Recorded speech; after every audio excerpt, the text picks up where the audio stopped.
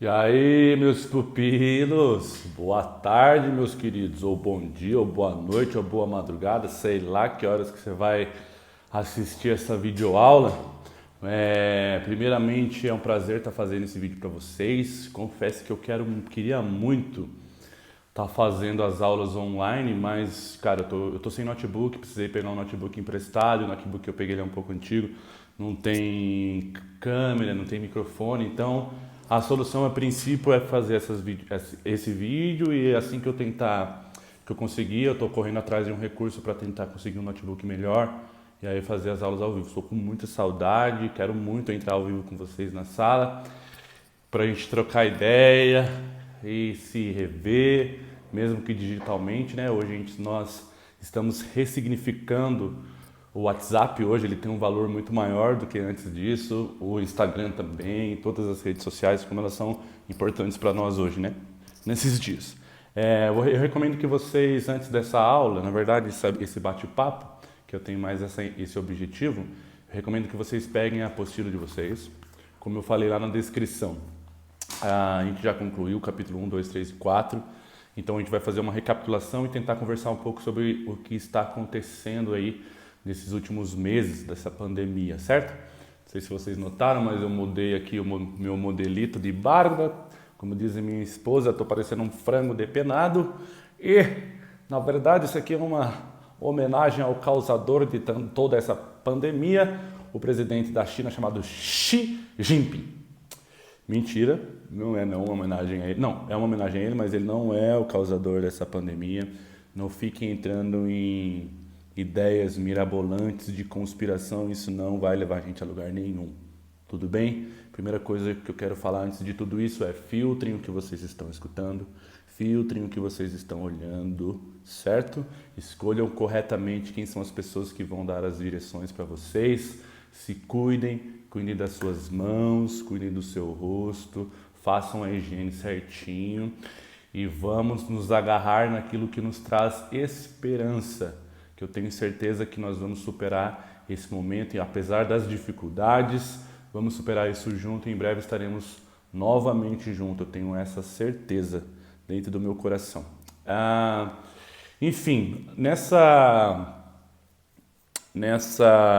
nesse bimestre a gente conversou sobre demografia e eu acho que essa situação ela é ideal para a gente contextualizar os conceitos que nós trabalhamos e discutir e tentar compreender as implicações que a população hoje está sofrendo em relação a essa pandemia. Então, no primeiro capítulo nós conversamos especificamente sobre o crescimento da população, que foi dividido em duas etapas, crescimento lento e acelerado. Vimos que o crescimento acelerado ele aconteceu principalmente a partir da primeira Revolução Industrial em 1750, um crescimento acelerado. A Revolução Industrial trouxe um aumento da qualidade de vida que aumentou, consequentemente, a expectativa de vida da população, aumento da produção de alimentos, aumento do desenvolvimento de remédios, a tecnologias de combate aos tipos de doença, e isso fez com que a qualidade de vida da população aumentasse e ela passasse a crescer de uma maneira muito rápida, né? Muito parecido. O crescimento acelerado, vocês lembram dos gráficos que mostram no capítulo 1 que o crescimento acelerado, a gente demorou vários anos para completar 1 bilhão de pessoas, para completar 1 bilhão de pessoas. E depois, em pouquíssimos anos, esse 1 bilhão foi saltando de uma maneira exponencial até chegarmos aos 7 bilhões de hoje. É muito parecido com a forma como que essa doença, com que o coronavírus tem se propagado. Ele tem se propagado de uma maneira exponencial, sei lá como é que fala isso. Ela tem crescido de uma maneira vertiginosa, muito rápida. Então, a forma como cresce a pandemia foi a maneira como a população também cresceu a partir da primeira Revolução Industrial. Depois, ainda do capítulo 1, nós vimos sobre as primeiras preocupações que surgiram com esse crescimento. Então a gente falou sobre o Malthus e criou a teoria malthusiana e a perspectiva dele foi: nossa, está crescendo gente nas áreas urbanas, não vai ter gente para produzir alimento, vai faltar alimento em um determinado momento e nós morreremos de fome. Essa era a previsão de Malthus, muito parecido com as previsões de hoje, não necessariamente no campo da fome, mas as previsões vai crescer a pandemia está crescendo até um determinado momento, as pessoas estão ficando em casa, A consequência das pessoas ficarem em casa, não vai ter quem vai trabalhar, a consequência disso vai ser uma crise econômica. Essa é uma sugestão e uma previsão suposta sobre o que pode acontecer. Mas, como a vida ela não é exata, o que aconteceu com Thomas Malthus, ele não previu o desenvolvimento tecnológico, e aí a tecnologia trouxe um aumento na produção de alimento e não houve falta. Então, o que nós podemos observar com tudo isso? Temos hoje um alto crescimento tecnológico e isso sim pode ser um motivo de esperança.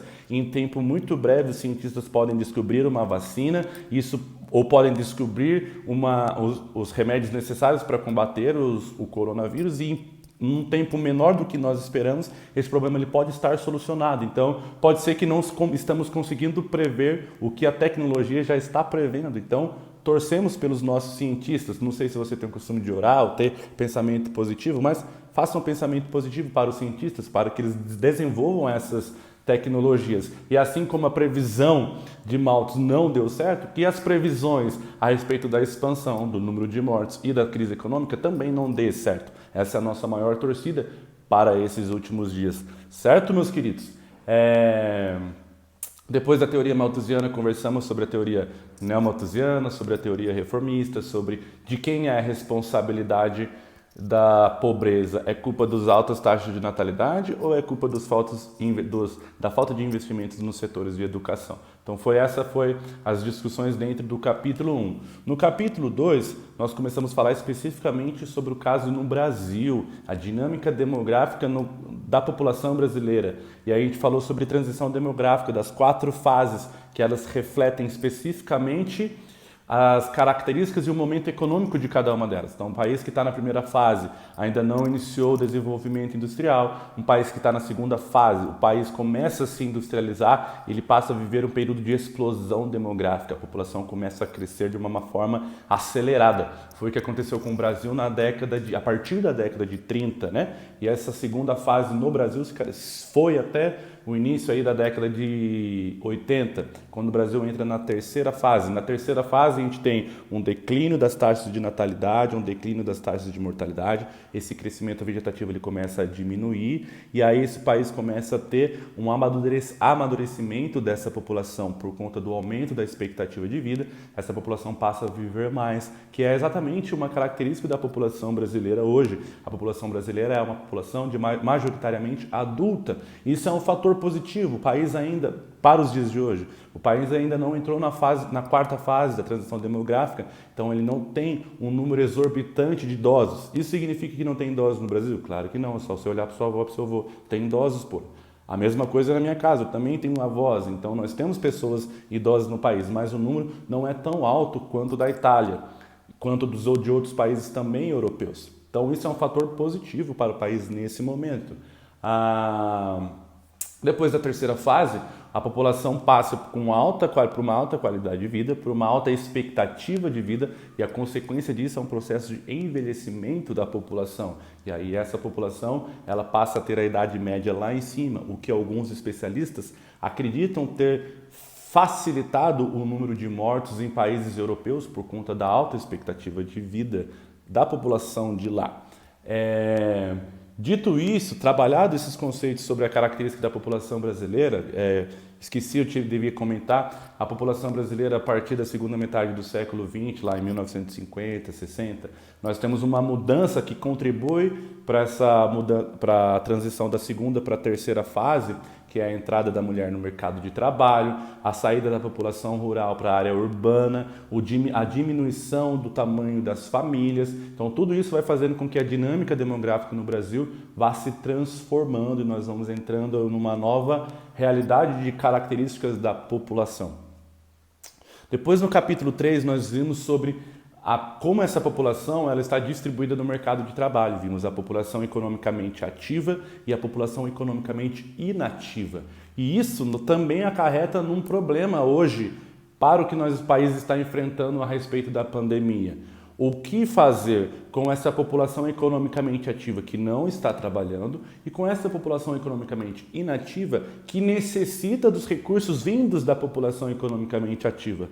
Quais são os desafios? O que nós precisamos fazer para a gente conseguir superar isso com o menor número de perdas possíveis, sejam essas perdas relacionadas à mortalidade, ou seja, essas perdas relacionadas ao número de emprego. Nós já enfrentamos um problema mundial que nós já conversamos, que é a respeito do desemprego estrutural, a mão de obra humana sendo substituída pelas máquinas, pelo desenvolvimento da robótica ou das altas tecnologias. Mas também temos o desemprego conjuntural que nós falamos, que é quando passamos por períodos de crise e a oferta de emprego diminui e o número de desemprego aumenta. Então nós estamos passando pelo desemprego estrutural no mundo inteiro, porque o mundo inteiro hoje está trocando a mão de obra humana pelas máquinas, mas também iremos atravessar um período de desemprego conjuntural se não for resolvido essas questões econômicas e os países, o planeta realmente entrar numa crise ou numa recessão econômica. Podemos sim passar por um número de aumento do desemprego conjuntural. Mas eu ainda prefiro acreditar naquilo que calou a boca de Tomás Malthus e que tomara que também o desenvolvimento tecnológico nesses últimos dias cale a minha boca, cale a boca de várias outras pessoas que estão prevendo situações ruins. Não estou negando o trabalho deles, mas estou torcendo contra as previsões, certo? Por fim, pupilos, caímos no capítulo 4, quando falamos sobre IDH, principalmente, Índice de Qualidade de Vida, Índice de Desenvolvimento Humano, que vai medir a qualidade de vida.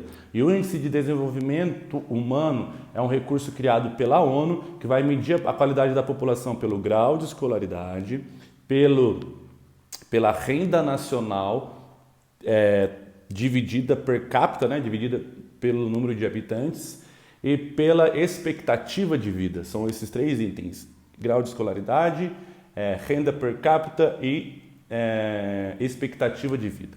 A partir dessas três análises, a ONU vai gerar uma pontuação que vai de 0 a 1. Quanto mais próximo do 1, mais desenvolvido. Quanto mais próximo do 0, menos desenvolvido é essa população. E aí nós temos, nesse cenário atual, países com pontuações e com índices de desenvolvimento humano diferentes, espalhados por todo o globo, mas sofrendo a mesma pandemia, sofrendo do mesmo mal. Então, como será que vai acontecer e quais são as implicações para países de IDH baixo e para países de IDH alto? Como eles vão superar? Quais são as ferramentas políticas e econômicas que devem ser tomadas em países de diferente IDH, de diferente desenvolvimento econômico e diferentes qualidades de vida espalhados pelo globo? Ontem, a OMS, a Organização Mundial da Saúde, fez uma reunião com os principais líderes mundiais, dentre eles o presidente do Brasil, que é o chamado grupo G20. Esse é um assunto mais específico para o terceiro ano. E o G20, eles discutiram quais são as medidas necessárias para que o planeta enfrente essa crise humanitária internacional. E a grande dificuldade, o grande desafio é pegar países de realidade econômica diferente e como fazer isso de uma maneira mais igualitária e trazendo a menor quantidade de prejuízos possíveis. Prejuízos na área da saúde e prejuízos na área econômica. Vamos pegar, por exemplo, o Brasil, a princípio, o governo federal ele vai liberar uma verba para os trabalhadores informais. Lembra que a gente conversou sobre a população economicamente ativa? Uma parcela dela é chamada de população de trabalhadores informais, que trabalham sem registros. Esses trabalhadores vão ter uma renda fixa pelos próximos 3 meses. Se não me engano, agora é uma renda de R$ 1.200. Já outros países, como no caso na Inglaterra, eles vão ter uma renda que vai se traduzir a moeda deles para o Brasil, chega no valor de aproximadamente R$15 mil. Puta, imagina se eu ficasse em quarentena ganhando 15 pila. Mano, eu ia falar para essa quarentena se estender até o final do ano. Mas não é a nossa realidade. E por que não é a nossa realidade? Simplesmente porque a realidade econômica da Inglaterra não é a mesma realidade econômica da nossa. Por isso, é extremamente importante nós pensarmos como cidadãos políticos e politizados e exigir reformas no nosso país em todas as áreas. Não é hora de discussão política, não é hora de derrubar o presidente, seja você a favor dele ou não. É hora da gente criar uma nova realidade para os nossos países. E essa nova realidade para o país, ela só vai se tornar possível quando essa nova realidade acontecer dentro da nossa casa. Quando eu me tornar uma pessoa mais justa, quando eu for um cara de maior empatia, quando eu me preocupar mais com os problemas dos outros, quando eu diminuir os meus índices de corrupção, quando eu pensar mais em valorização da vida do próximo do que na minha, a consequência disso é a mudança do país. Não adianta nós pensarmos na mudança somente do governo, se não pensarmos nas nossas mudanças internas, nas mudanças que acontecem na nossa casa. Vocês já ouviram esse famoso ditado: o povo sempre tem um presidente que precisa, ou que necessita, ou que merece. E na verdade, o governo é sempre reflexo dessa população. Quer dizer que a população da Inglaterra é perfeita? Não, longe disso, porque o governo também lá não é perfeito. Mas eles já conseguiram atingir uma qualidade de vida que países como o Brasil ainda não conseguiu. Então, o que nós devemos fazer? Nos conscientizar sobre a importância da atuação política e correta de cada um dos cidadãos brasileiros, para que isso sim transforme o país futuramente, certo? Eu acho que é isso, a aula já ficou extensa, já temos aqui quase 16 minutos. Foi um prazer falar com vocês, vou fazer mais vídeos, quero entrar em contato, vou tentar continuar tentando resolver os problemas relacionados à minha comunicação, para eu tentar entrar ao vivo com vocês. Quero desejar aqui um forte abraço, um beijo no coração de todos vocês. Espero que vocês estejam bem. Vou repetir o que eu falei no começo do vídeo. Se cuidem dos seus olhos, dos seus ouvidos, da sua boca, da sua mente, do seu coração, do seu espírito. Aproveite esse momento para aprender a respeitar mais o próximo e dar valor para aquilo que realmente tem valor na nossa vida. Eu estou com muita saudade. Um grande abraço.